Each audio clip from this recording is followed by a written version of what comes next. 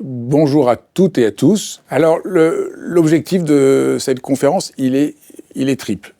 Je mets à peine la pression là, mais j'ai voilà les 3 défis que je me lance, que j'espère relever.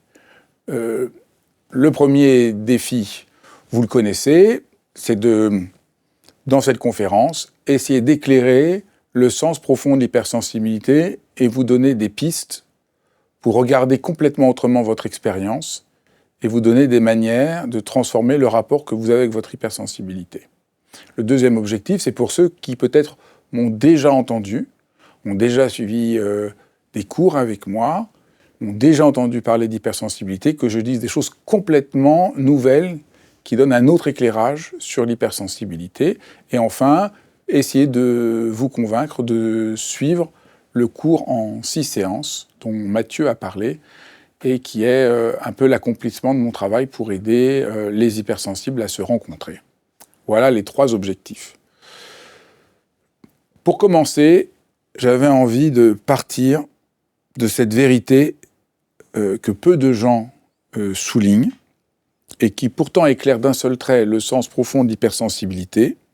Si un hypersensible souffre, et je crois que c'est très important de dire tout hypersensible a souffert de son hypersensibilité, ce n'est pas, comme on le croit, parce qu'on est trop fragile ou trop émotif, mais parce que quelque chose de notre désir profond n'a pas été reconnu. On a un désir profond. Au fond, être hypersensible, peut-être avant tout, c'est sentir quelque chose, et ce qu'on sent correspond à un désir d'une connaissance, d'un rapport au monde qui n'est pas reconnu. Et je crois que c'est ça, l'hypersensibilité est la marque d'une relation réelle plus nue, plus directe, plus exigeante. Et tant que cette dimension n'est pas reconnue, eh ben on se sent en exil de soi-même. Quand elle est reconnue, tout en nous se réorganise. Et à mon avis, des mécompréhensions sur l'hypersensibilité vient de là. On part du point de vue « je suis trop ceci et trop cela, donc donnez-moi des trucs pour être un peu moins ». Mais c'est comme un piano magnifique, c'est pas en lui mettant des sourdines, en étouffant le son, qui va devenir un meilleur piano. Donc on se trompe complètement de direction. Et je crois que la plupart des conseils de ce point de vue-là se trompent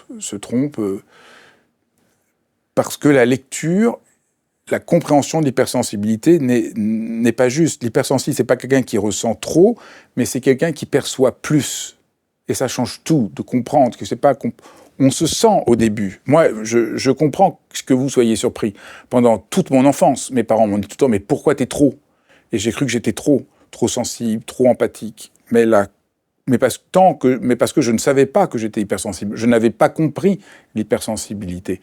Et une fois que j'ai commencé à comprendre que je ne suis pas trop, mais je suis plus, doucement, ma manière d'être, mon équilibre, ma manière de parler, de me mouvoir, d'entrer en rapport au monde, s'est transformé, s'est réorganisé, s'est reconfiguré. Et c'est ça mon invitation. Je vous invite à rentrer dans le monde de l'hypersensibilité de l'intérieur pour, à partir de là, vivre autrement. On ne souffre pas d'un excès émotionnel, même si on a cette impression, encore une fois, parce que on ne s'est pas compris. Enfin, on pourrait dire, si je prends mon exemple, vous avez un piano, vous n'avez pas joué des notes, vous avez un piano, vous appuyez dessus, oh, qu'est-ce que c'est horrible comme bruit, et un jour, quelqu'un vous apprend à jouer, vous jouez, vous dites, ça peut faire de la musique. Eh bien, c'est ça, un hypersensible.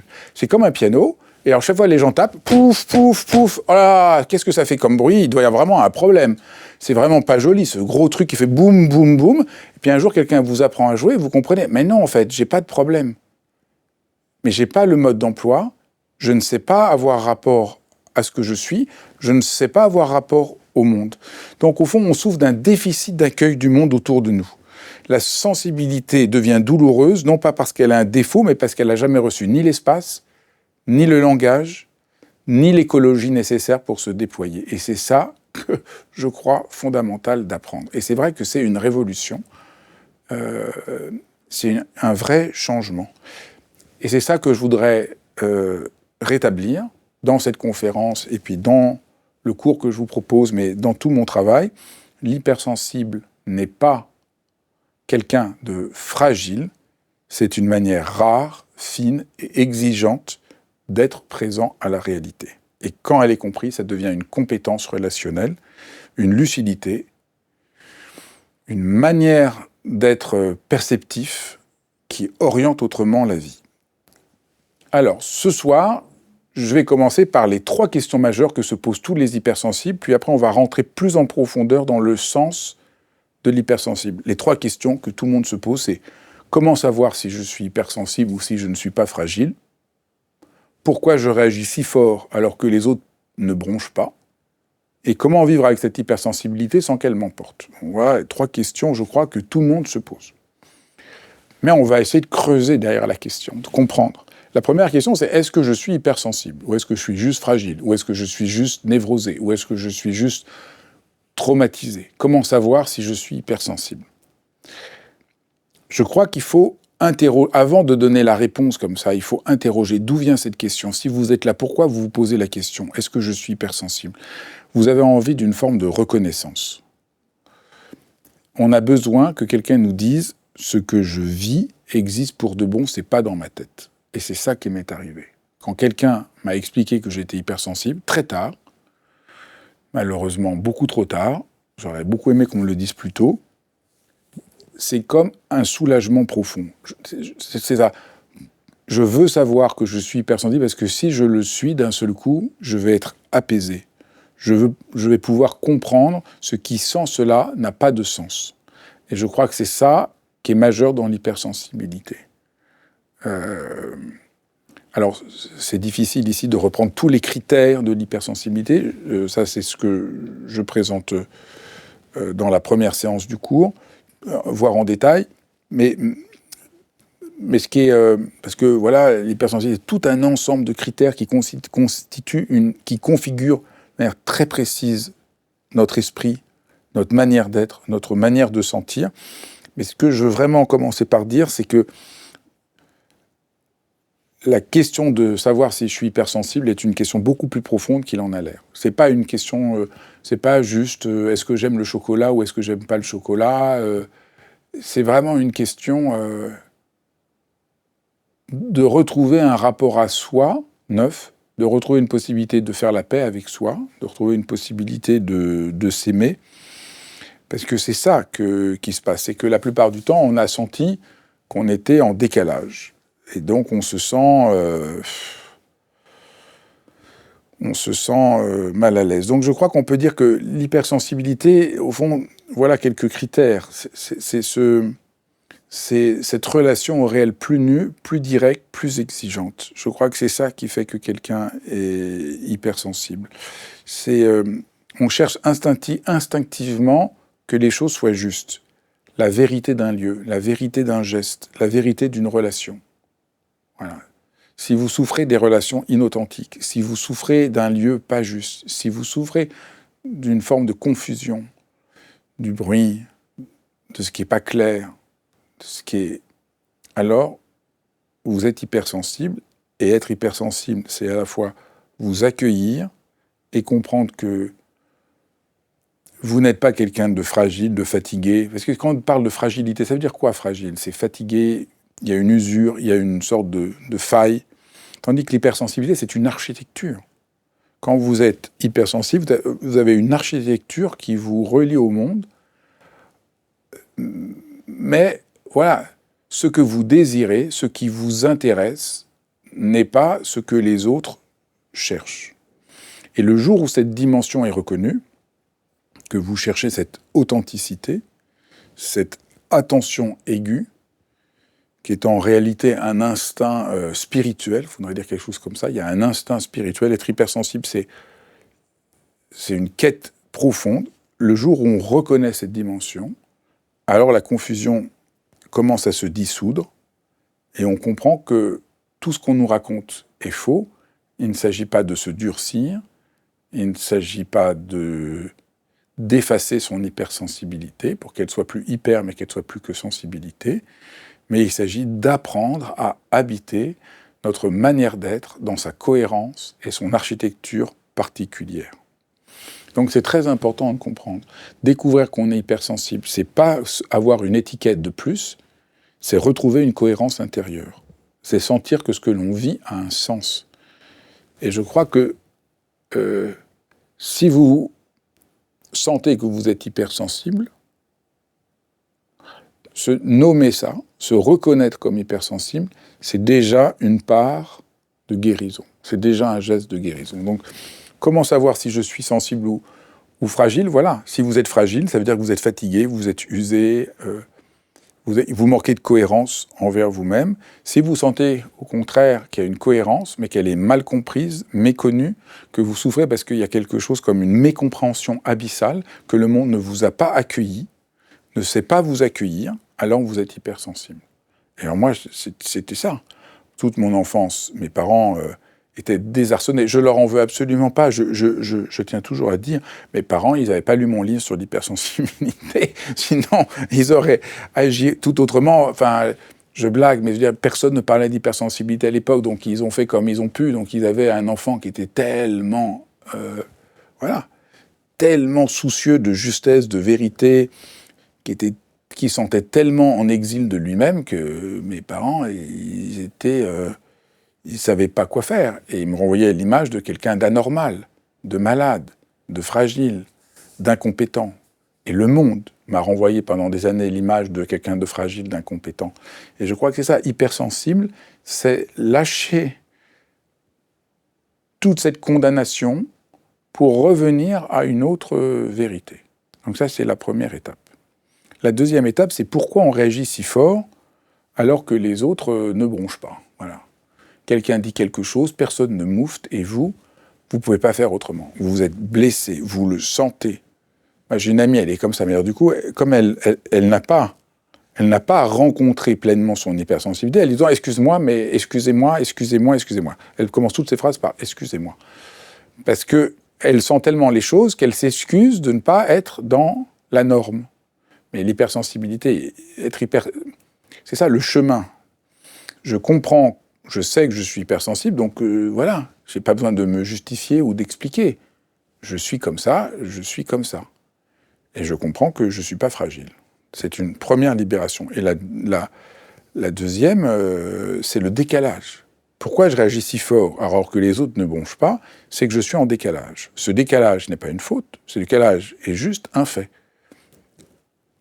Mon amie qui dit tout le temps « je m'excuse », elle prend son décalage comme une faute. Donc elle s'excuse de cette faute. Si elle comprenait à fond ce qu'est l'hypersensibilité, elle verrait qu'il n'y a aucune raison de s'excuser, de pas être,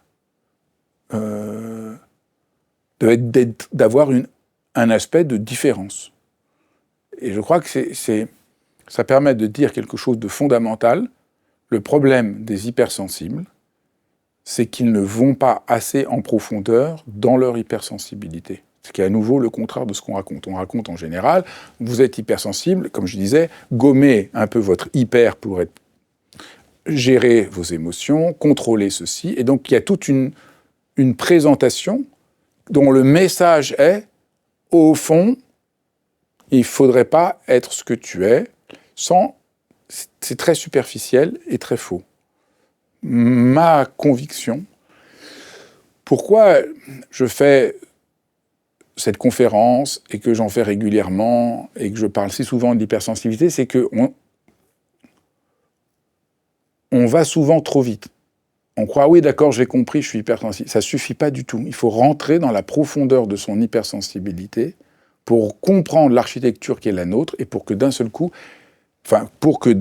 commence un travail fondamental que j'ai appelé de réorganisation de toute notre architecture psychique, existentielle, et c'est ça qui est absolument la clé d'un apaisement. Donc les hypersensibles vivent dans un monde où tout résonne, un bruit, une nuance, une phrase blessante, une injustice, une joie. Là où les gens marchent pieds nus sans sentir le gravier, eux perçoivent même le plus petit grain de sable. Et ils ne comprennent pas pourquoi chez eux les choses s'amplifient, et ils se demandent C'est ça l'erreur de l'hypersensible, si ce décalage les condamne à une lutte permanente contre eux-mêmes. Mais ce n'est pas une réaction excessive. C'est le monde environnant qui fonctionne avec une fréquence trop basse pour eux. Pour eux. Il n'y a pas de loi absolue de ce que ça devrait être. Mais pourquoi nous vivons avec ce regard ? Ma réaction est excessive parce que moi je sens un grain de sable là où les gens marchent pieds nus sur des graviers sans rien sentir. Donc c'est l'hypersensible capte des micro-signaux, des vibrations relationnelles, des variations sensibles, des tensions invisibles. Il perçoit ce que les gens ne perçoivent pas, ou même appris à ne pas voir, à ignorer. Mais lui, tout hypersensible ne peut pas faire comme si. Donc c'est pas une exagération, c'est une lucidité sensorielle, c'est une lucidité émotionnelle, c'est une lucidité éthique. Je sais que c'est difficile à entendre et je comprends ceux d'entre vous qui disent « Non mais là, il délire, c'est pas vrai, pour moi c'est trop, c'est pénible, donnez-moi une gomme et je serai heureux. » Mais c'est très important, vous ne la trouverez jamais. Donc soit vous allez passer votre vie à être en haine contre vous-même, à vous en vouloir, ou alors vous changez complètement d'approche et vous comprenez que vous n'avez pas besoin de prendre une gomme, mais qu'il faut entendre que vous avez une sorte de lucidité et que si vous reconnaissez ça, c'est pas en une minute, mais si vous dites oui c'est vrai, j'ai une lucidité et que doucement vous laissez agir ça.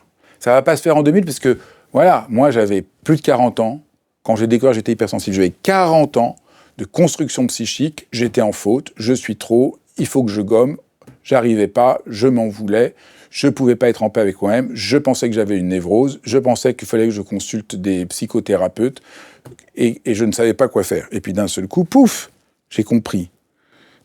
Mais il ne s'agit pas juste de comprendre, mais doucement, c'est tout notre environnement sensible, mental, notre conception qui change. Et c'est ça qu'il faut faire. Voilà, c'est ça le seul chemin, mais de libération. Vous avez une lucidité sensorielle, émotionnelle, éthique. C'est formidable. Ça peut devenir un atout, mais extraordinaire. Pas toujours confortable, mais extraordinaire. Ça permet des relations vraies. Ça permet d'avoir un sens d'éthique, un sens de beauté, un sens de justesse, un sens de justice. Formidable. Donc c'est très important de comprendre que l'intensité n'est pas une anomalie, mais c'est un système perceptif plus fin. C'est comme on ne demande pas à quelqu'un qui entend parfaitement de moins bien entendre.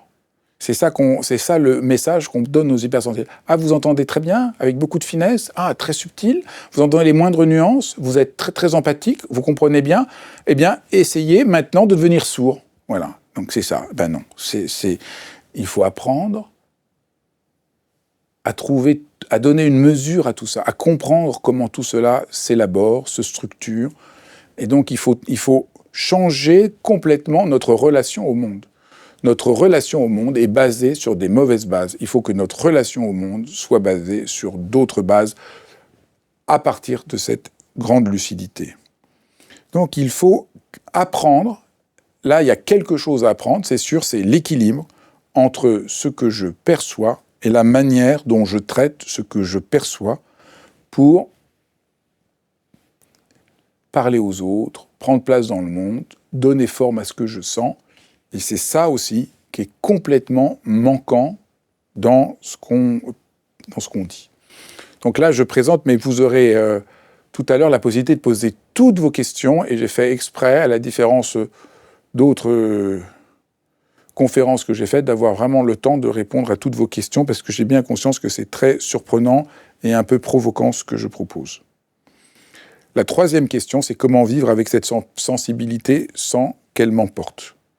Et là, il faut créer une écologie qui est adaptée à son mode d'être. L'hypersensible ne peut pas trouver une recette miracle, ça n'existe pas. Mais on a besoin d'avoir un art de vivre dans un monde trop bruyant, trop rapide, trop saturé. Je sais que c'est aussi surprenant, mais je vais vous dire ma conviction, c'est que les hypersensibles souffrent, pas parce qu'ils sont hypersensibles, pour toutes les raisons que j'ai données, plus une, c'est que nous vivons dans un monde trop bruyant, trop rapide, trop saturé, et que, pour un hypersensible, c'est absolument violent. Est-ce que, oui ou non, notre monde est extraordinairement violent d'être si bruyant, si rapide, si saturé? Je crois que oui. Je crois que oui. Et donc notre problème, c'est pas notre sensibilité. On pourrait dire qu'il n'y a pas une écologie adaptée, il n'y a pas un art de vivre adapté, il n'y a pas un espace adapté. Mais cette sensibilité si fine, si profonde, si subtile, devient un fardeau quand elle est niée, quand on n'a pas de langage pour l'exprimer, la mettre en forme, quand elle n'a pas de lieu pour se déployer. Et la clé consiste à reconnaître ses seuils, ses fonctionnements, ses besoins de récupération, son rapport au silence, sa façon de percevoir nos relations. Non pas pour se protéger du monde, mais pour s'ajuster au vivant. Nous avons besoin, en tant qu'hypersensibles, de savoir comment nous ajuster, et ça s'apprend. Ça s'apprend, on peut apprendre à s'ajuster. Donc, vraiment, j'espère que vous voyez que ce n'est pas en cherchant à devenir moins sensible qu'on trouve la paix, c'est en apprenant à se situer, à réguler le flux de ce qu'on sent, à comprendre son système de pensée, son système nerveux, à honorer son désir d'authenticité, qu'on trouve doucement une forme de paix, une forme d'équilibre. Et c'est ça que je propose dans mon travail. Renverser la vision habituelle. L'hypersensible n'est pas quelqu'un qui déborde, c'est quelqu'un qui capte ce que les autres ont anesthésié. Ce qui rend la vie difficile pour un hypersensible, c'est pas lui, c'est le monde, c'est notre époque, trop rapide, qui est construite pour des personnes qui fonctionnent et pas qui sentent. Et au fond, le message de notre monde, c'est quoi? Fonctionnez, soyez efficace, ne faites pas de vagues, n'ayez pas d'émotions, ou alors que des émotions positives, qui veut strictement rien dire. N'ayez pas d'émotions, n'ayez pas trop d'affect, ne soyez pas empathique, fonctionnez, pas d'état d'âme, soyez objectif, devenez un robot. Pour un hypersensible, ce n'est pas possible. Est-ce que l'hypersensible a tort? Non. Est-ce que ça veut dire pour autant que l'hypersensible est condamné à ne pas trouver sa place dans le monde? Non.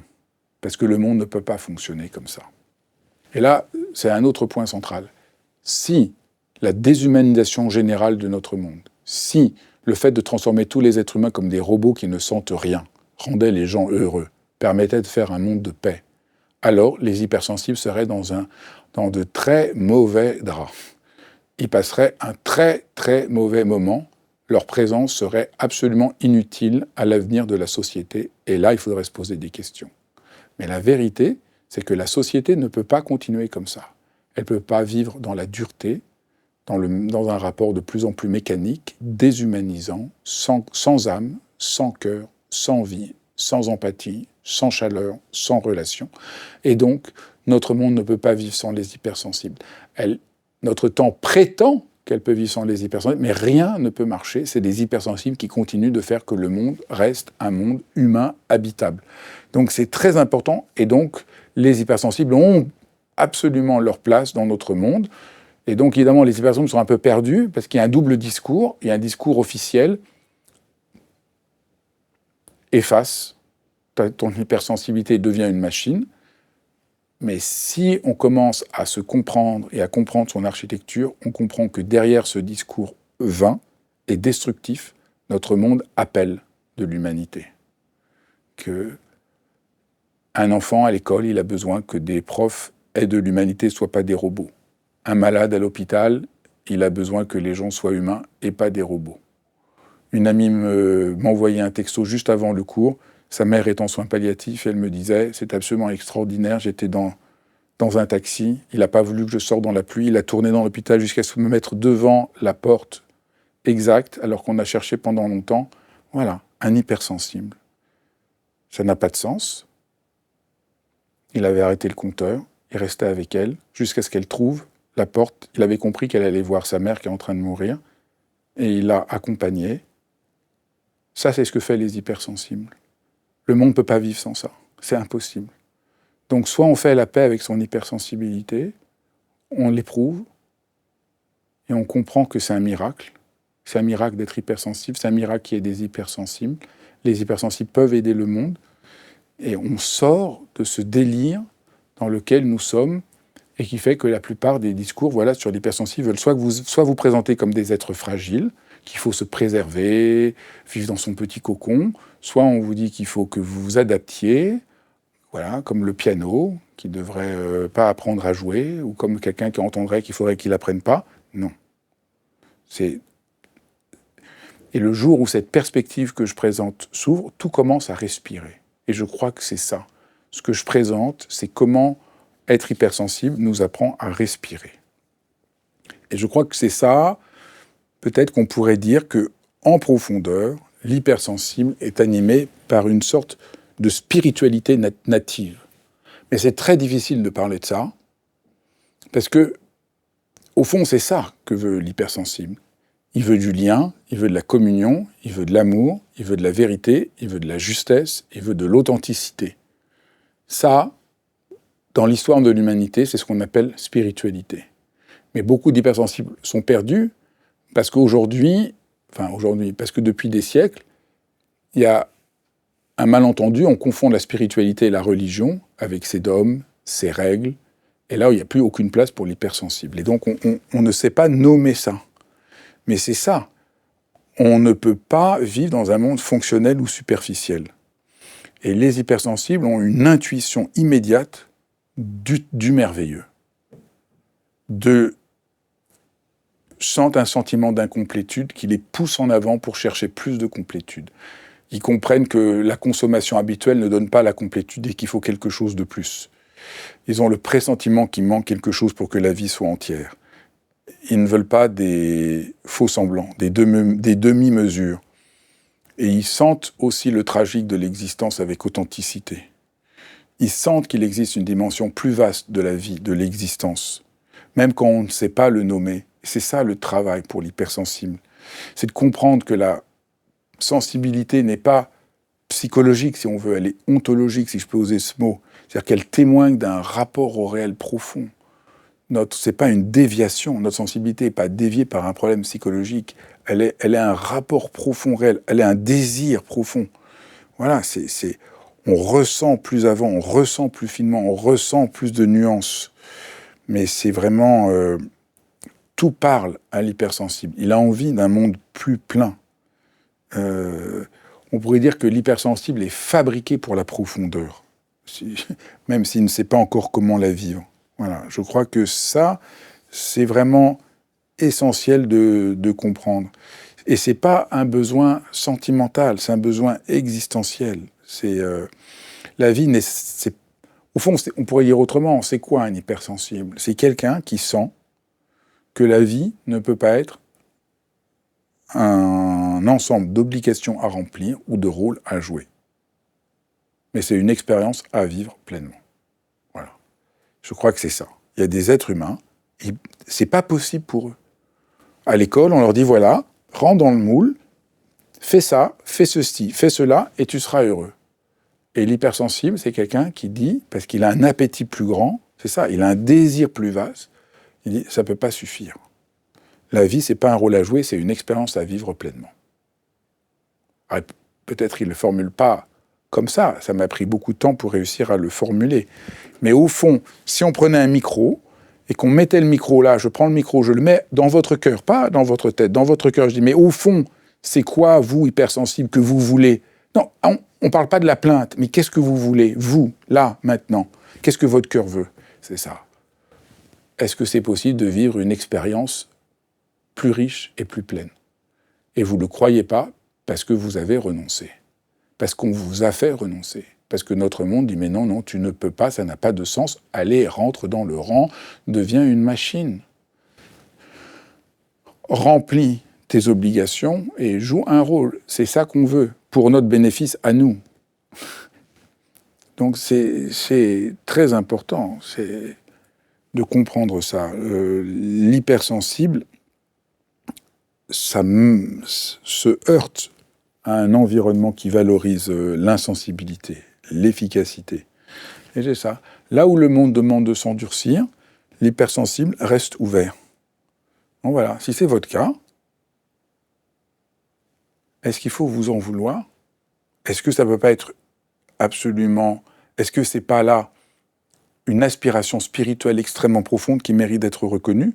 Là où on exige de vous d'être performant, vous demeurez perméable à la vie, à ce qui est. Et je fais toujours la distinction entre performance et excellence. La performance est mécanique, l'excellence c'est... On ne peut pas être excellent sans hypersensibilité. Je l'ai suffisamment démontré en invitant tous les gens qui sont excellents sur ma chaîne, aussi bien des préparateurs mentaux pour les plus grands sportifs, les plus grands danseurs, les plus grands musiciens, les plus grands chanteurs, les plus grands cuisiniers. Ils racontent tous une seule chose, c'est par leur hypersensibilité, en sortant de la performance, qu'ils ont atteint l'excellence. Donc on arrête là les...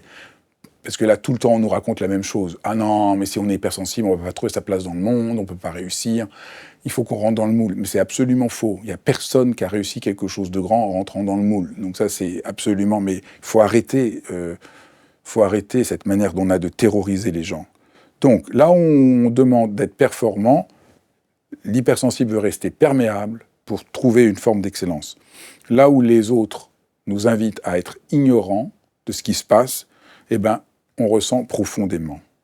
Et c'est cette discordance qui crée une souffrance, mais qui n'a rien à voir avec un manque de volonté, un manque de robustesse. Et donc cette souffrance, je ne la nie pas, mais c'est important de la mettre au bon endroit. C'est une souffrance de la dissonance. L'hypersensible doit fonctionner dans un monde construit pour des seuils de perception différents des siens. Et ça ne lui va pas. Et je crois que c'est ça qu'il faut réussir à comprendre et à se transformer. Je vais te donner la parole dans 2 minutes, Mathieu, et après, tu présenteras le cours, et après, on prendra... je rendrai ça plus concret, peut-être, en répondant aux questions, en montrant comment cela s'applique. Mais je voulais finir par... lorsque l'hypersensible... C'est ça le chemin. Lorsque l'hypersensible cesse de se juger, lorsqu'il cesse de se normaliser, lorsqu'il accepte enfin ce qu'il est. Mais je dirais, c'est pas seulement accepter, hein. Ce que je dis beaucoup dans le cours, c'est qu'il faut explorer le terrain de géographie de notre être. Des fois, je dis, j'ai plein d'images, des fois je dis, un hypersensible, c'est quelqu'un qui roule sur l'autoroute en suivant son GPS, et d'un seul coup, il se retrouve à rouler en sens inverse sur l'autoroute. Et il dit, oh là là, je suis en danger. Et tout le monde lui dit, mais non, calme-toi, respire, détends-toi, lâche prise. Et il va droit à la catastrophe. Et il peut... Non, il a un mauvais GPS qui ne lui correspond pas, et il est en train d'aller dans une mauvaise direction, et c'est dangereux. Un hypersensible qui ne reconnaît pas son hypersensibilité vit une vie dangereuse. Il se fait mal, et il fait du mal aux autres. Un hypersensible qui commence à rentrer dans cette écologie nouvelle, eh ben, il s'adapte. C'est ça, il y a une adaptation miraculeuse qui a lieu. C'est miraculeux. C'est miraculeux. C'est ce que disait Mathieu, qui a été son expérience. C'est les témoignages de centaines de personnes qui, s'ils font le travail, découvrent une autre vie. C'est une autre vie. Et en fait, l'hypersensible, il a en germe des qualités que tout le monde voudrait avoir. Il a une intuition fine des situations. Tout le monde va avoir ça. Il a une capacité à percevoir ce qui se joue derrière les comportements. Tout le monde voudrait avoir ça. Il a le sens aigu de la justice et de la vérité.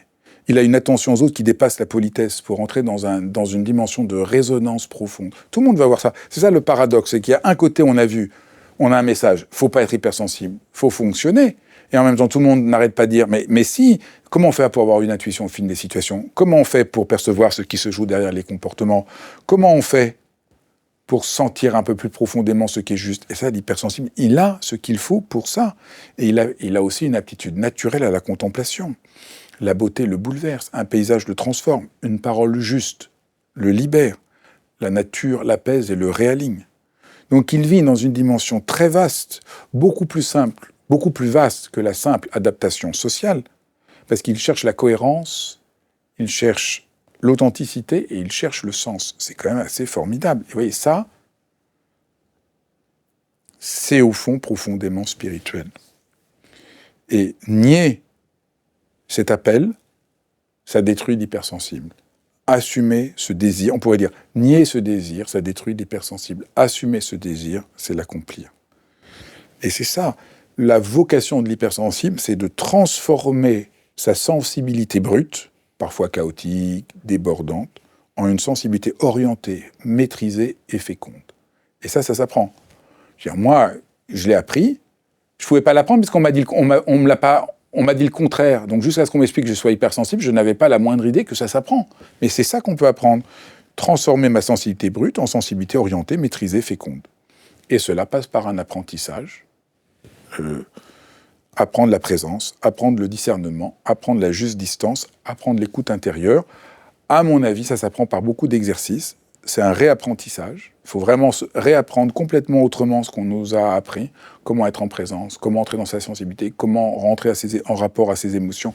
Nous n'avons aucune idée de comment rentrer en rapport à nos émotions. Le discours, par exemple, quand je parle de GPS faux, de discours faux, tout le discours sur les émotions qu'on lit partout, qu'on entend partout, émotions positives, émotions négatives, tout ça, comment voulez-vous qu'un hypersensible ne se sente pas dans une situation de détresse profonde ? Parce qu'un hypersensible, il ne veut pas éteindre ses émotions. Il veut que ses émotions le mènent dans une dimension plus authentique. Donc il y a un truc qui vrille dans notre tête. Vous voyez, vous êtes hypersensible, vous sentez des choses avec intensité, peut-être de la joie, mais peut-être de la colère, parce que vous sentez de l'injustice. Vous sentez qu'il y a quelque chose qui ne va pas. Et on vous dit c'est trop, t'es pas calme, tu vas pas. Et il y a une dissonance, parce qu'il se dit merde, c'est trop, je devrais pas, c'est mal. Et en même temps, il sent au fond de lui que son émotion, elle est porteuse d'une vérité, d'un appel, d'un désir d'union, de justesse. Donc il n'arrive plus. Il n'arrive pas à formuler forcément ce que je dis, mais c'est ça qui se passe et qui fait qu'un hypersensible est dans une situation si difficile. Voilà, je pense que ça présente un panorama. Je te laisse, Mathieu, présenter le cours, qu'on pourrait dire une habituation à son hypersensibilité ou un voyage pour parcourir le chemin, parcourir le pays de notre hypersensibilité qu'on ne connaît pas. Et je te donne la parole. Merci infiniment, Fabrice. Waouh, ça résonne. C'est bon comment tu nous permets de retrouver, par cette reconnaissance profonde, une réhabilitation. Moi, je me sens réhabilité juste en te réécoutant. Et c'est sûr que ce soir, je suis particulièrement ému de rendre ce cours-là que tu as donné. Et comme je vous disais un petit peu en début de séance, ce cours, il a changé ma vie. C'est là que je me suis rendu compte que j'étais hypersensible. Et là, de rendre ce cours à nouveau accessible à autant de monde, ben, ça me touche beaucoup. Et tu as beaucoup travaillé, toi, Fabrice, pour rendre cette expérience de cours la plus pertinente possible. Et c'est vrai qu'on s'est appuyé vraiment sur des centaines de questions, de témoignages, pour essayer de trouver une méthode qui réponde à tous les styles d'hypersensibilité. C'est ça qu'on découvre dans le cours. Et je vais vous montrer un petit peu, je vais vous le partager, pour que vous voyez un petit peu la richesse de la proposition qu'est ce cours. Donc, je vais partager mon écran. Donc, vous voyez, c'est un cours en 6 séances d'à peu près 1 heure, un peu plus d'1 heure, avec plein de bonus. Donc, moi, ce que je vous conseille d'aller voir directement et de vous présenter, c'est les 6 séances. Regardez, directement, si on descend, voilà le détail des 6 séances. Avec une première séance, Fabrice en a un petit peu parlé, où on va aller voir tous les styles d'hypersensibilité de manière très précise et très décrite, et qui va permettre, voilà, de voir si, justement, on est hypersensible et de quelle manière on l'est nous-mêmes. Ensuite, la séance 2, comment se libérer du sentiment d'être incompris, isolé, voire rejeté. La séance 3, comment ne plus être submergé par ses émotions. Et Fabrice le disait, les émotions, c'est un point extrêmement précis et précieux sur lequel vous allez pouvoir travailler pour justement travailler votre lucidité émotionnelle, comme il disait ce soir.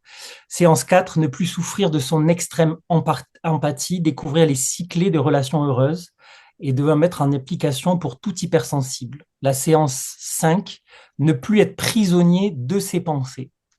Et la séance 6, spiritualité, hypersensibilité, le secret des 5 portes. Donc ça, c'est les 6 séances que lorsque vous vous inscrivez au cours, elles sont à vous. Et vous allez pouvoir les voir et les vous revoir autant de fois que vous voudrez parce que le cours, il vous appartiendra. Et puis, en bonus, ce que vous allez pouvoir également avoir, on va le regarder quand vous êtes inscrit au cours. Pouf, si vous êtes inscrit au cours, vous allez avoir des ressources et des bonus.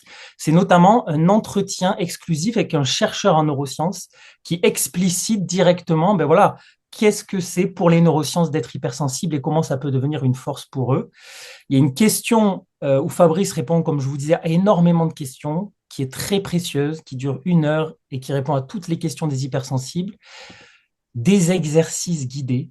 Vous voyez, en fait, il y a tout un panel d'exercices qui est lié à chaque séance, parce que rencontrer aéré, vous pouvez faire l'exercice, le télécharger, le préserver, le mettre sur votre portable et le faire. C'est des exercices spécialement faits pour les hypersensibles, avec tous les exercices qu'il y a. Méditation sur le switch, méditation pour se rencontrer.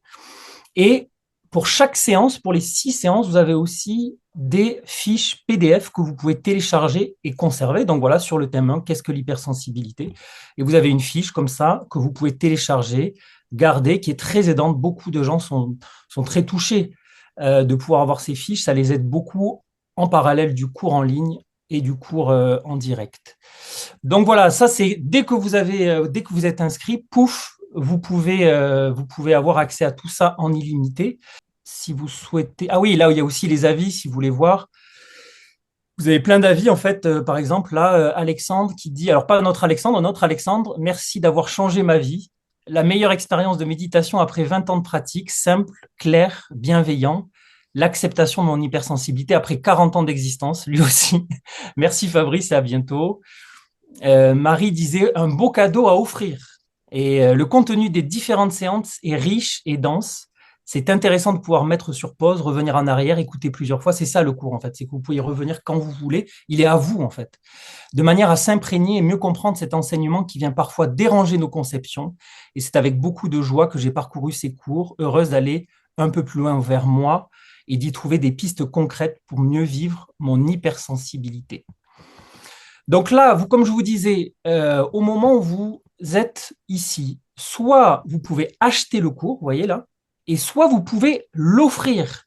Et si vous cliquez là, donc voilà, vous allez faire un peu la même chose, mais vous pouvez passer commande sur la page dédiée et du coup, vous pouvez mettre le nom d'une personne qui va recevoir en cadeau le cours. Et ça peut être aussi un très très beau cadeau en cette fin d'année d'offrir. Peut-être que quand vous avez écouté cette conférence, vous avez pensé à des personnes. Moi, je pense toujours à des personnes. Alors, mais il y a plein de personnes qui reconnaissent pas leur hypersensibilité. Et là, nous, on se dit, tiens, là, je pense à elle aussi, à mon frère, à ma sœur, à ma mère ou à mon ami. Et pourquoi pas aussi transmettre, proposer ce cours qui, je vous le dis, a changé ma vie, mais a changé la vie de milliers de personnes. Voilà, alors je vais arrêter le partage. Hop, pour pouvoir revenir sur notre page. Et voilà, donc maintenant, si vous souhaitez poser toutes vos questions, peut-être il y en a déjà qui ont été posées, Fabrice va prendre le temps d'y répondre. Merci beaucoup. Comme promis, je vais répondre à la plupart des questions. J'ai photographié avec mon téléphone les questions, comme ça je peux les repérer quand elles défilent. Comment vivre avec ses peurs et paraître normal dans un environnement social où les relations sont compliquées, le bruit fatigant, la foule effrayante, les actions difficiles. Alors ça, je pense que la seule possibilité, c'est changer très en profondeur notre relation à notre hypersensibilité. Là, je sais que ça semble difficile. Donc je parle en connaissance de cause. Mais il ne s'agit pas d'être normal dans un environnement social où les relations sont compliquées. Il s'agit de trouver sa place. Et en voulant être normal, vous n'y arrivez pas. Vous ne pouvez pas y arriver. Vous essayez de faire quelque chose que vous ne pouvez pas faire. Donc ça vous épuise. Et je crois qu'il faut essayer de trouver l'équilibre entre ce que les gens demandent, ce que vous êtes, et comment se relier aux autres. Et je crois que c'est un des grands axes du cours, c'est vraiment comment réussir à ne plus souffrir du décalage avec les autres, en arrivant à être authentique et en sachant comment communiquer avec les autres. Et je crois que c'est un peu la clé. Il y a 2 choses à apprendre, là, par rapport à votre question, Flore, c'est qu'il faut à la fois apprendre à trouver sa place, parce qu'on ne peut pas faire autrement. Et comment je communique, comment je me relie aux autres. Et donc comment créer son écologie, c'est ça, c'est sa manière de sentir et la manière de se juger, de se penser, d'entrer en relation doit se transformer. C'est ça que je crois. Eugénie demande: je trouve difficile de confronter mes attentes de profondeur et d'authenticité à ce monde. Rares sont les relations humaines et les moments de vie qui répondent à mes exigences. Je ressens beaucoup de frustration et d'insatisfaction dans ma relation aux autres. Bravo Eugénie, bienvenue au club des hypersensibles, bienvenue au club des hypersensibles qui ont une forte aspiration spirituelle. Je vais vous dire, moi, je suis comme vous. Les relations pas profondes, pas authentiques, me rendent fou. Eh bien, au lieu de sentir de la frustration et de l'insatisfaction, j'ai créé un monde dans lequel c'est possible.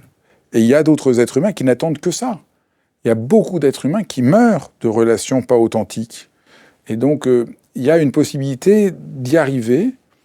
Et alors, ça demande quelques changements. C'est-à-dire, il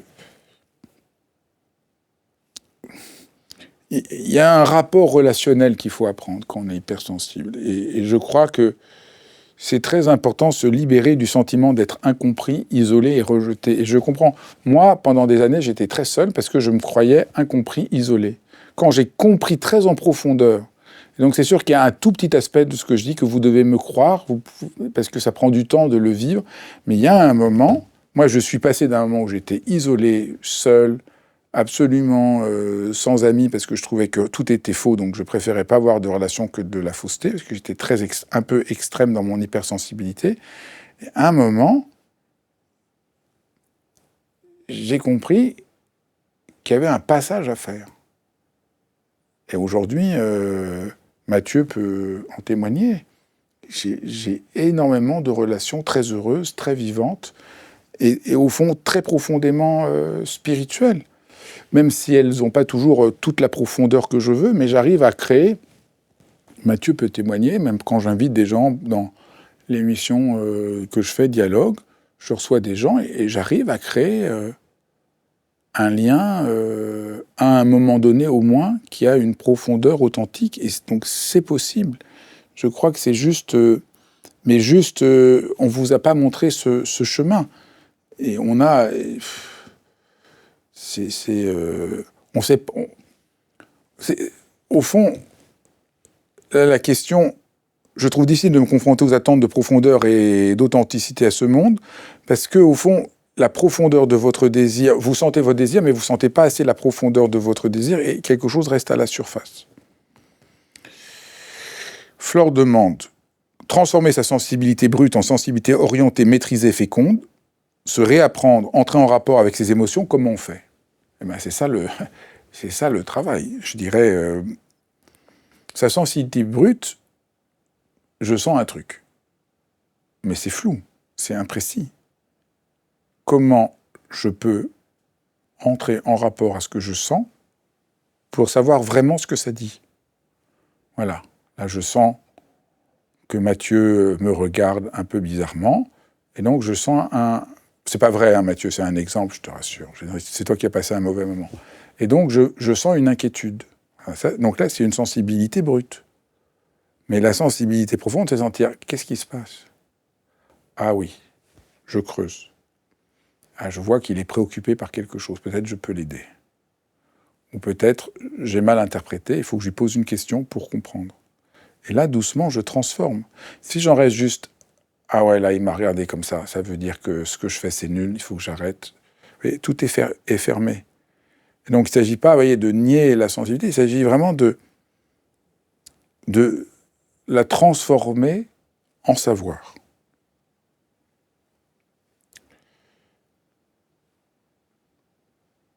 Alors, après.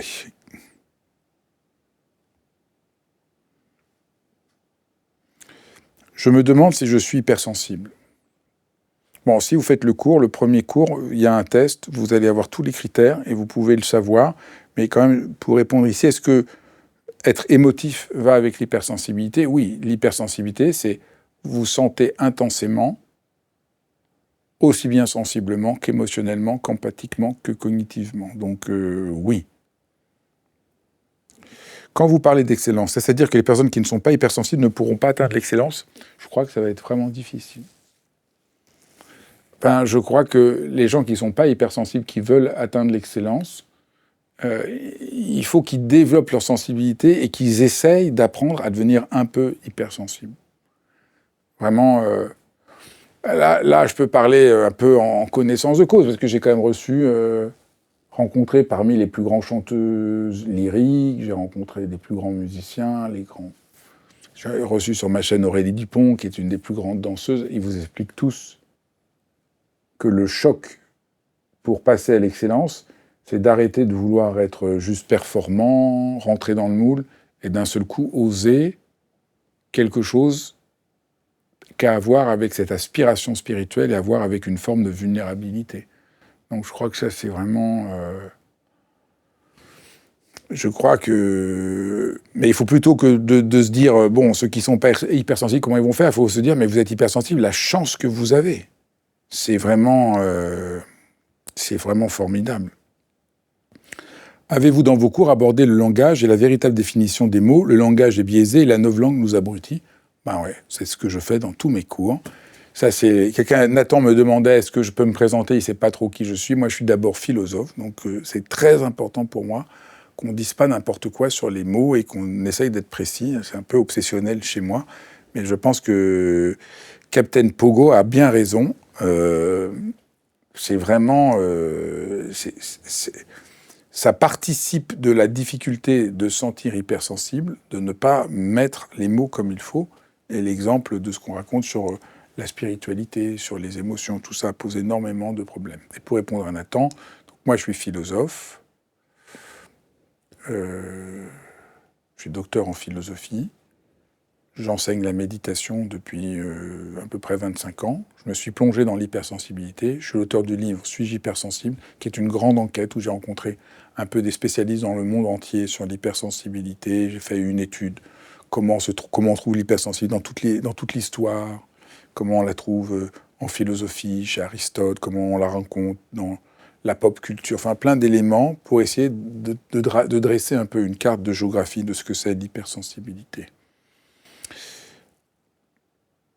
Il y a Sylvie qui dit « J'ai 57 ans, je viens de me libérer en acceptant mon hypersensibilité, mais je n'ai plus de barrière, et là, c'est des moments douloureux. » Parce que vous avez fait la première étape. La première étape, c'est « Ah oui, je suis hypersensible », mais là, il n'y a plus de barrière, parce que vous avez besoin de la deuxième étape, qui est vraiment l'apprentissage de la grammaire relationnelle, de la grammaire de ce qu'est, de comment on rentre en rapport avec le monde. Donc, voilà, par exemple, dans un des cours, j'explique, mais comme ça, je le dis pour tout le monde, il faut surmonter sa peur d'être rejeté. Si on n'a pas ça, et donc dans le cours, il y a un exercice. Quelqu'un me demande si l'exercice est toujours des méditations. Non, il y a l'esprit de la méditation, c'est-à-dire une expérience qu'on fait, mais souvent c'est des exercices où on essaye de sentir quelque chose, de changer ses pensées, d'examiner ce qu'on a vécu en le regardant d'une autre manière. Donc il faut surmonter sa peur d'être rejeté. Après, il faut se libérer de la carapace. On a une carapace, on croit que ça nous protège, ça nous étouffe. C'est très important de remarquer les croyances sacrificielles que nous avons. Et en tant qu'hypersensible, comme nous sommes empathiques et que nous voulons bien faire, on a plein de croyances sacrificielles et le cours va essayer de les exposer en détail. Et après, il y a ce que j'ai parlé très rapidement, il faut arrêter de s'excuser d'être. Il faut s'excuser des erreurs qu'on fait, mais on ne peut pas s'excuser d'être. Donc là aussi, on fait des exercices pour nous libérer de ça. Et comment affirmer sa propre souveraineté. Et comment on fait ça? Et donc, voilà, je donne beaucoup de conseils. Et je crois que comme ça, Sylvie, vous avez les deux aspects. Votre question est très juste. Il y a un aspect, j'accepte mon hypersensibilité. Ouf, quel soulagement. Mais si je fais que ça, je ne vais pas savoir communiquer avec le monde.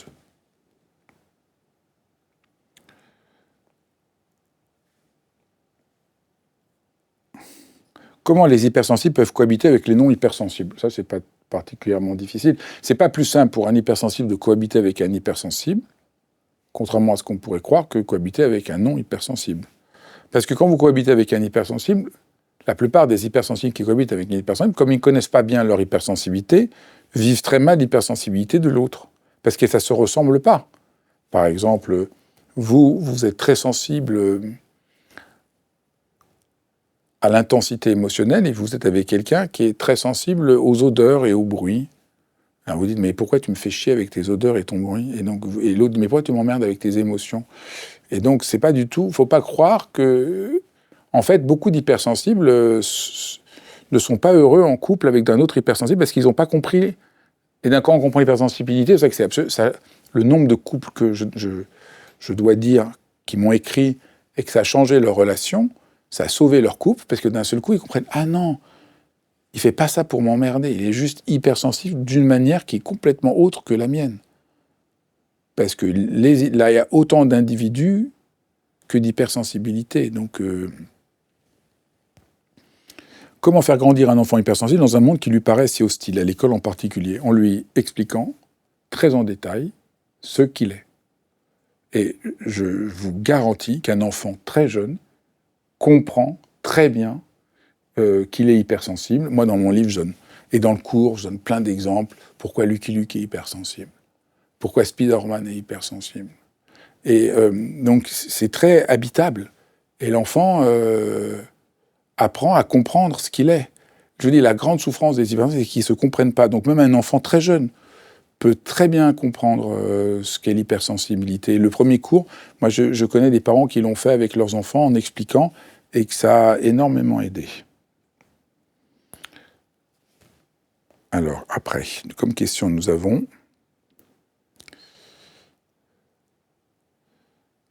Pouvez-vous revenir sur ce qui fait que l'hypersensibilité devient un fardeau? J'ai noté le fait que la nier, ne pas avoir de lieu pour l'exprimer en était des causes, mais est-ce qu'il y a autre chose? Oui, l'hypersensibilité devient un fardeau quand je la nie, quand je ne la comprends pas, quand je ne la connais pas. Il ne s'agit pas seulement de l'accepter, il s'agit de la connaître. Ça ne suffit pas d'accepter son hypersensibilité, c'est vague. Moi, il y a plein de gens qui me disent « je suis hypersensible ». D'accord, je l'ai accepté, mais ma vie est un enfer. Et je creuse, mais ils n'ont pas compris. Ils n'ont pas compris précisément ce qui se passe. Donc il faut accepter, comprendre, trouver des lieux pour l'exprimer, et comprendre comment lui donner forme dans les relations avec les autres. Voilà,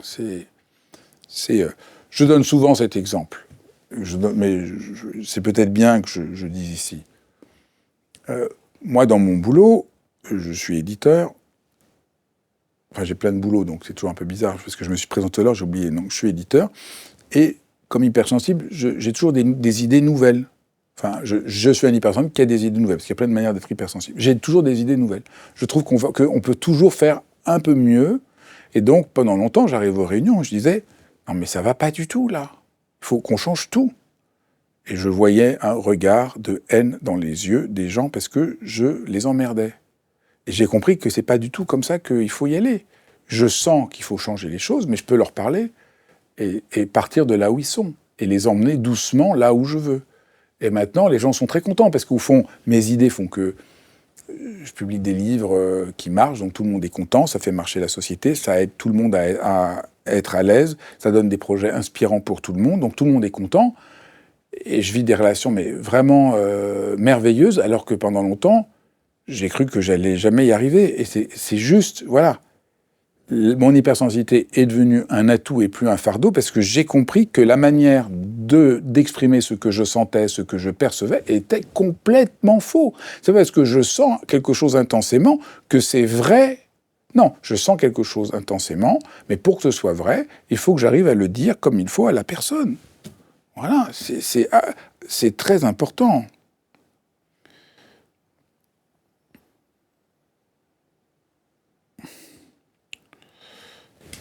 Gisèle dit qu'elle préférait assister à cette formation en présentiel, mais je peux lui garantir que l'écouter, bien structuré, il n'y a pas mieux. Parce que vous le faites à votre rythme, c'est très bien structuré, donc vous verrez que vous serez bien.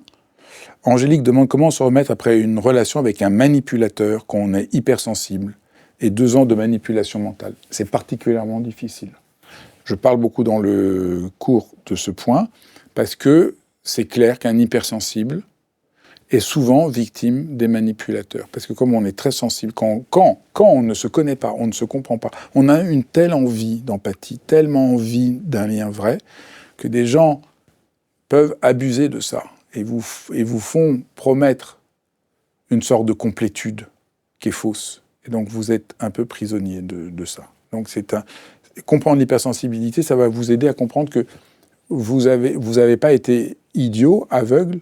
C'est juste que votre hypersensibilité vous a égaré. Et en rentrant, je dirais là, Angélique, plus vous allez rentrer dans votre hypersensibilité très profondément, vous allez voir qu'elle a une puissance de guérison très profonde. Parce que c'est le paradoxe. Les gens, vous venez m'écouter parce que votre hypersensibilité vous fait souffrir, mais vous allez voir que votre hypersensibilité est aussi un lieu d'accomplissement spirituel et de guérison extrêmement profond. Parce que qu'est-ce qui peut guérir un hypersensible? C'est l'hypersensibilité, c'est le lien à la beauté, à la splendeur, à la nature, à la vérité. Alors ça peut prendre plein de formes différentes. La musique, ouais. Moi par exemple, dans ma vie, à un certain moment, c'est devenu la musique. La musique, c'est absolument extraordinaire. J'écoute de la musique, je vais écouter des concerts, et c'est ma manière, à moi, de rentrer dans mon hypersensibilité de manière tellement joyeuse, féconde, et c'est merveilleux. Et donc c'est ça qu'il s'agit de faire, vous voyez. Votre hypersensibilité va vous guérir de la souffrance que vous avez eue par un manipulateur.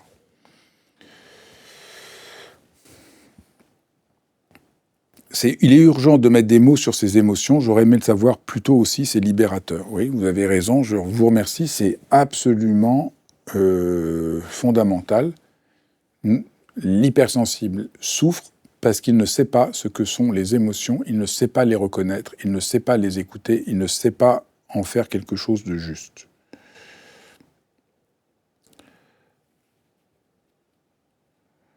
Alors, je vais prendre l'ordinateur. Là, j'ai à peu près répondu comme à beaucoup de questions, mais je vais en prendre quelques-unes comme ça un peu...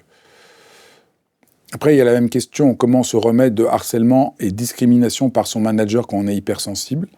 Et là, c'est la même question. C'est quand un manager me harcelait sur mon handicap invisible, en tant qu'hypersensible, vous avez été plus victime, mais c'est très important de comprendre la force qu'il y a en vous et de vous relier à la dimension de guérison de votre hypersensibilité. Il y a une question, naît-on hypersensible ou devient-on? Ça, je suis très content parce que je peux dire qu'on est hypersensible. Toutes les recherches, là, il y a beaucoup de recherches dont je parle dans le livre que j'ai fait. On a des marqueurs biologiques qui permettent de repérer l'hypersensibilité. On la repère chez les animaux. On sait aujourd'hui qu'il y a 15 à 20% d'une population qui est hypersensible pour des raisons tout à fait précises. Donc ça, c'est...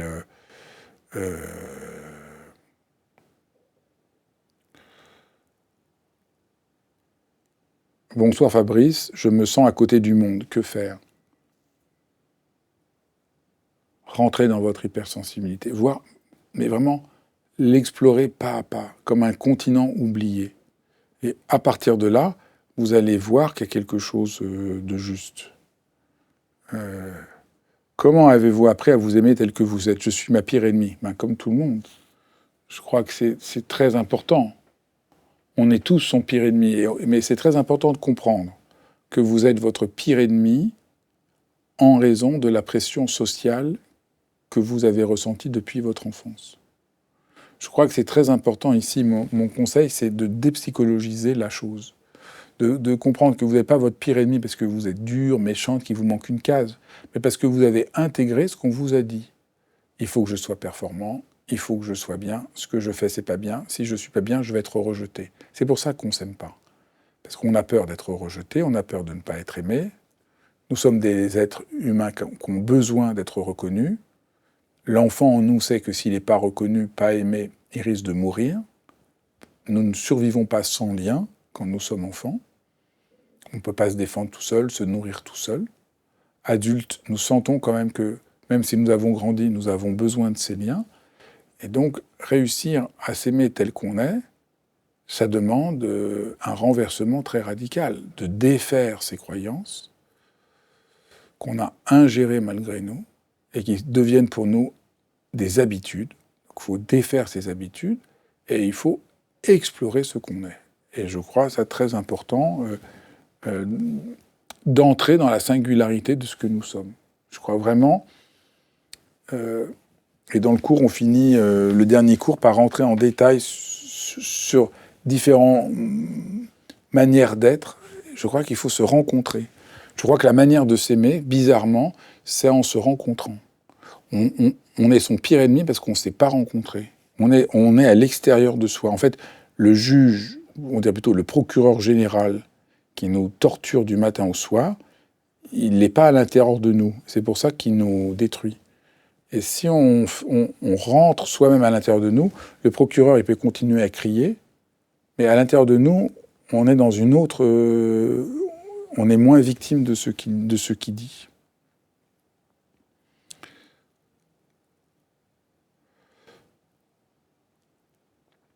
Un hypersensible peut-il être un bon manager? Ben, absolument. Dans un autre livre, je disais, le seul métier qu'un hypersensible ne peut pas faire, devinez.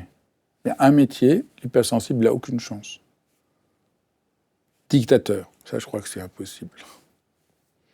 Et je crois que manager, il y a des managers qui sont hypersensibles et que c'est formidable, parce qu'ils sentent mieux les gens avec qui ils travaillent, et ils peuvent s'adapter, donc je crois que c'est très important. Aurélie demande, quand on est hypersensible, faut-il aborder la méditation d'une manière différente que quand on ne l'est pas? Absolument. Quand on est hypersensible, c'est très important de ne pas essayer de se calmer. Donc toutes les formes de méditation qu'on voit partout aujourd'hui, calmez-vous, grâce à la méditation, vous envoie un message qui, encore une fois, est dysfonctionnel, puisque vous ne pouvez pas vous calmer en tant qu'hypersensible. Vous pouvez rentrer dans la profondeur spirituelle qui vous habite, faire la paix avec, et être dans une forme de paix. Mais pas calme, parce qu'il y a une intensité, un mouvement, un appétit, un désir spirituel. Donc là, il y a une très profonde contradiction. Donc beaucoup de formes de méditation sont, à mon avis, très néfastes pour les hypersensibles, parce que ça leur donne le message qu'ils sont en faute de sentir. Il ne faut pas dire à l'hypersensible, tu es en faute de sentir, il faut dire à l'hypersensible, comment ta sensibilité peut devenir l'espace d'intelligence, de réalisation, de perception extrêmement profond, libérateur, spirituel, qui vont te nourrir et t'accomplir profondément. Donc quelqu'un demande dans quel domaine professionnel retrouve-t-on le plus d'hypersensibles? Je crois qu'il y en a partout. Quelqu'un demande où trouver les dates du cours. Ben, si vous vous inscrivez, comme vous pouvez l'écouter tout de suite, il n'y a pas de date, vous pouvez l'écouter dès demain matin. Est-ce qu'on apprend à communiquer avec les autres? Car j'ai du mal à garder pour moi tout ce que je perçois. Ça, c'est très difficile, vous posez une bonne question. Apprendre à communiquer avec les autres quand on est hypersensible, c'est un art très difficile, très important. C'est ce que je racontais dans le cadre de mon boulot. Il faut apprendre. Il faut apprendre, mais ça vaut tellement la peine.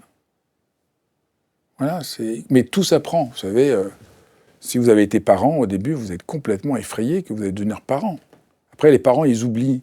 Donc après, les parents, ils ont des enfants, ils disent « Ah ouais Et puis quand vous êtes nouveau parent, que vous avez un enfant pour la première fois, vous en revenez pas. Vous dites « Mais pourquoi personne m'a dit à quel point c'était difficile ?»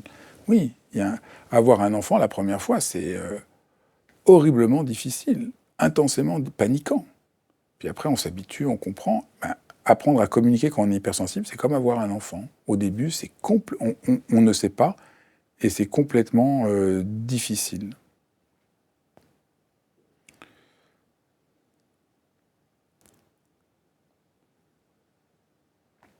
Quelqu'un demande, avez-vous des conseils spécifiques pour aider les hypersensibles dans le cadre des relations de couple? J'ai déjà entendu beaucoup de contenu sur l'hypersensibilité en général, mais c'est très difficile de trouver comment le vivre dans le couple. C'est une mission quasi impossible pour moi aujourd'hui. Franchement, si vous faites la paix avec votre hypersensibilité et vous décelez la vraie cohérence de l'hypersensibilité chez l'autre, je ne vois pas comment vous pourriez avoir encore un problème de couple. Donc moi, quand j'entends votre question, je me dis, vous n'êtes pas du tout rentré dans la profondeur de votre hypersensibilité. Parce que quand on comprend l'hypersensibilité, mais c'est jubilatoire. Je comprends mon hypersensibilité, je comprends celle de l'autre, et il y a un ajustement qui se fait comme cela.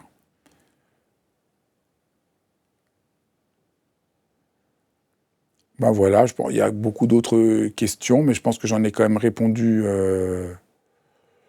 On va prendre une dernière question de Sabine. J'entends tout le temps, fais un effort, adapte-toi. Ben voilà, ce soir, quelqu'un vous a dit le contraire. Ne fais pas d'effort, ne t'adapte pas. Comment apaiser cette colère en moi que cela provoque? En disant, non, je ne vais pas faire d'effort, je ne vais pas m'adapter. Je vais faire un effort, certes, mais dans un tout autre sens que celui-là. Je vais faire un effort pour découvrir ce que je suis, pour répondre à cette aspiration qui m'habite et arrêter de la meurtrir, arrêter de la nier, arrêter de me faire du mal. Voilà, donc ça c'est... Voilà, j'espère que ça vous a... que j'ai répondu à mes 3 défis ce soir. Faire une conférence qui, en tant que telle, est claire, et je crois à vos messages que... Voilà. Beaucoup d'entre vous me racontent même, j'ai pas lu, mais on fait des témoignages que ça leur avait mis les larmes aux yeux d'entendre parler de quelque chose qu'on sent au fond de soi. J'espère avoir relevé mon 2e défi, que même Mathieu, qui m'a écouté souvent, a découvert des choses un peu différentes, avec cet angle nouveau que j'ai essayé de prendre. Et j'espère que ça vous a présenté le cours, que ça vous donnera envie de le suivre. Ce cours, voilà, que je fais pour vraiment essayer de permettre aux gens de faire cet extraordinaire travail de transformation qui est libérateur. Et puis pour ceux qui sont en couple, vous pouvez le faire en couple. Vous pouvez le faire ensemble. Vous verrez, c'est merveilleux. Au revoir à tous. Merci infiniment d'être là. Et j'espère que maintenant, là, vous pouvez avec moi dire « Vive les hypersensibles ».